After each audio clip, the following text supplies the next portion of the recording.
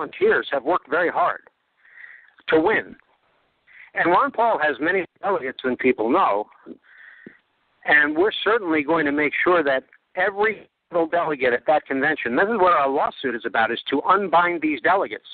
So every delegate at the convention can vote their conscience on the very first ballot and every ballot after that. If the judge rules in our favor, if that happens, that day, Governor Mutiny will have 0 delegates. That's what the case is about. And every delegate will go to that convention, and it will be the delegates that decide who the nominee is, not Mr. Romney's acts of intimidation, not the violence that we see at state after state. And this is organized crime that we're seeing. I want to be very clear that I am accusing the Romney campaign of organized criminal acts. Okay. That includes altering ballots, rigging voting machines so that if you vote for Ron Paul, it turns out it's programmed to result as a Mitt Romney vote,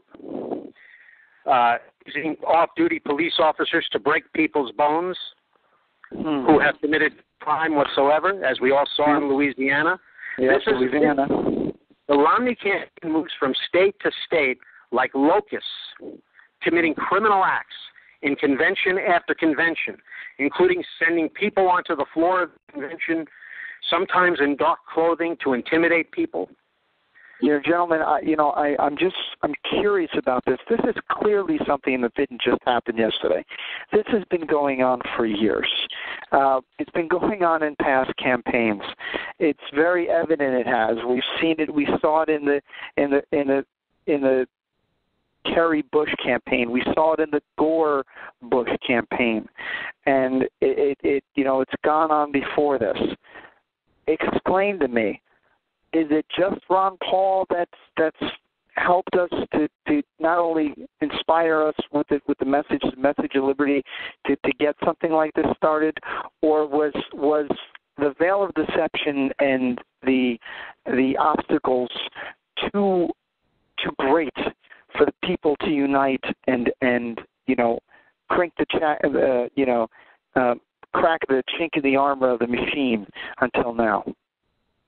Okay, well, let me explain that. In our case, we represent the delegates. We don't represent the Ron campaign. No, I understand.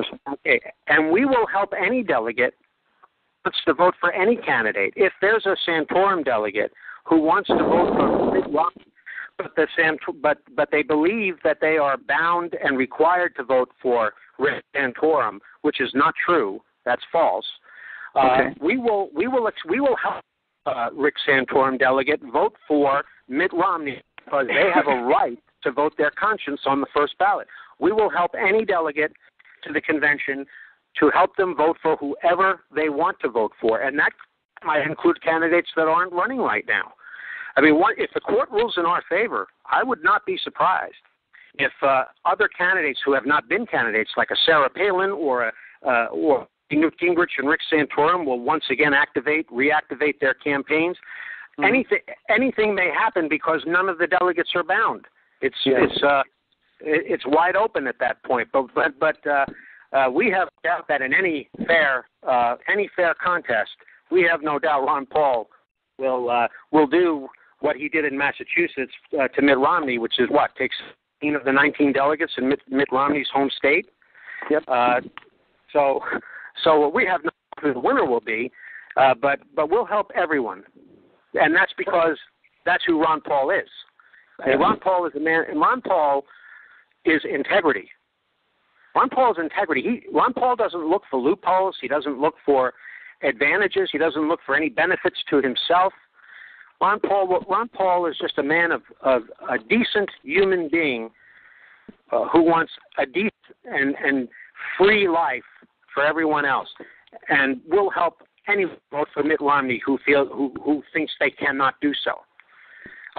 Do you think Mitt Romney supporter would bring a case like that and say the same thing? I don't think so. Robbie, let's take a moment and let's just remember some of the things that we've observed over the last few months. Okay. And it's kind of interesting, just even going back the last couple of months, you began to see a groundswell of people in the western states where there were pictures being put up on Facebook and YouTube and all over the place of crowds of 2,000, 3,000, 4,000, 6,000 people showing up on college campuses and in parks all over the place. And amazing. There's an old phrase, it's intuitively obvious to the most casual observer that people were beginning to come out of, and at the same time you're seeing very small crowds where other candidates were trying to hold their rallies. Significant numbers of differences in the people showing up to see Ron Paul versus others. And people who are observing this are asking the question, what's wrong with this picture? Where is Ron Paul's votes? If this guy's getting these kinds of crowds, why are the numbers so incredibly low for Ron Paul versus the other candidates?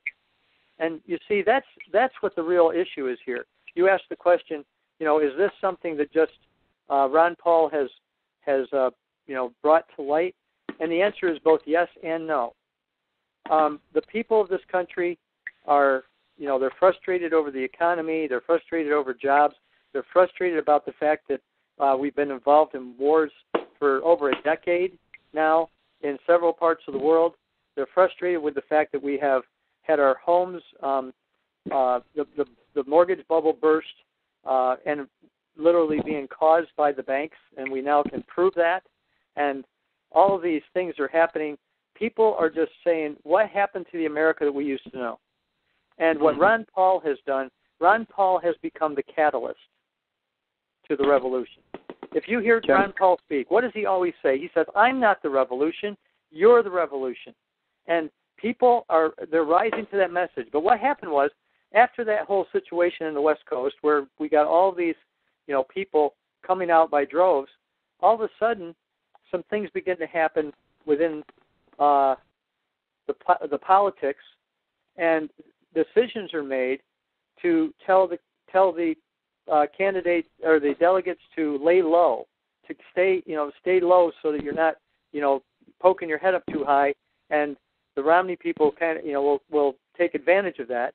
And all of a sudden there was a deadening of the enthusiasm all over the country. And frustration is welling up in people again because Ron Paul he's been rallying the troops, rallying people to the cause of liberty and restoring the Constitution and freedom and these kind of things. And the question is, what's going on? What is happening here? And what has happened that has come to light, and we're seeing this in pockets right now within the work we're doing within Lawyers for Ron Paul, is we're seeing delegates in specific states are starting to put forth affidavits where they're sharing their stories of where there's been malfeasance, where there's been criminality. And we are seeing pages and pages and pages of evidence being written by these people with testimony and evidence shown on YouTube videos of all kinds of acts that fully demonstrate that there's been fraud and there's been all kinds of criminality and law breaking. And these delegates are coming together and they're creating their own evidence and their own testimony and their own proof to be put into this lawsuit. And we believe what's going to happen here over the next few weeks and months, actually weeks, we don't have much time, but before we actually get to the hearing on this court case, we are going to have insurmountable evidence of the wrongdoing. And that's really where this is going.